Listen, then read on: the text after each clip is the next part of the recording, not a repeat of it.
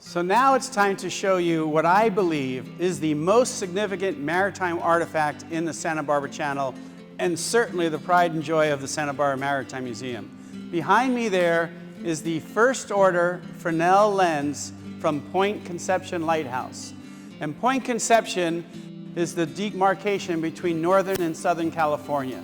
It's where California goes from a northern-southern orientation to east to west. And so it is the most dangerous waters on the West Coast. In fact, some people call it the graveyard of the Pacific or the Cape Horn of the Pacific.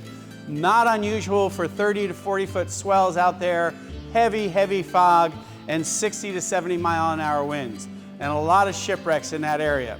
And so when California became a state and the government sent surveyors to the West Coast to see where to put lighthouses, Point Conception is the very first spot they went to.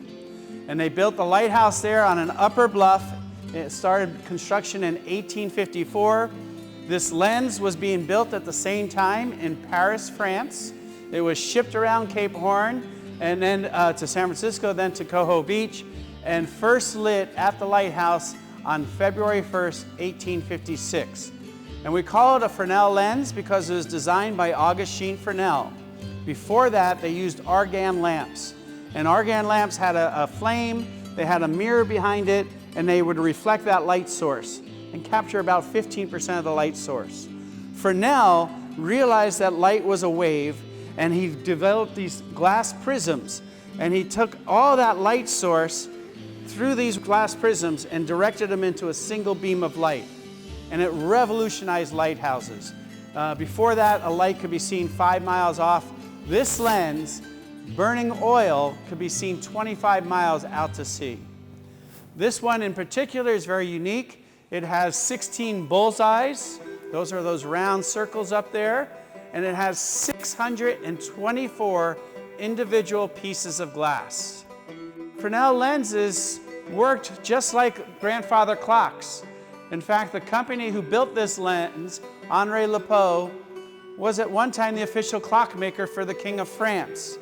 And so they would attach a weight to the clockworks, and every 4 hours, the keeper would climb a stairs and wind that weight up, and then as it fell down through the middle of a spiral staircase, it would turn the lens. So let's turn this lens. See how slow it's turning?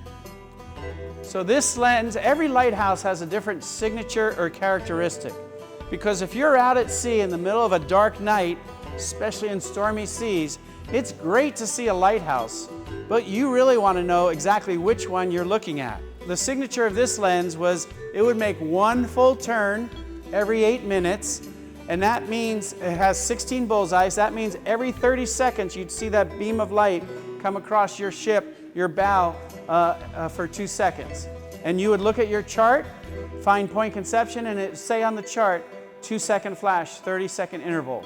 And that's how you knew you were at Point Conception. You weren't seeing the lighthouse at Point Arguello or at Anacapa Island.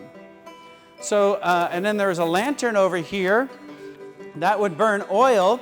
So originally they used rapeseed oil, which grew everywhere in France where these were invented, not so much in the United States.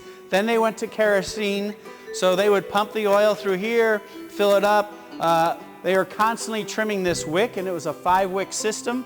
So old lighthouse keepers were nicknamed wickies. This lens is 18 feet high. It weighs about 6,000 pounds. And we had to use 3 lampists. Those are the official people who can work on a Fresnel lens, authorized by the United States Coast Guard. And they took 2 weeks out at Point Conception to take this apart, and 3 weeks sitting right here, cleaning it 3 times and putting it back together. And this lens, I believe, saved thousands of sailors' lives during its 150-plus service at Point Conception Lighthouse.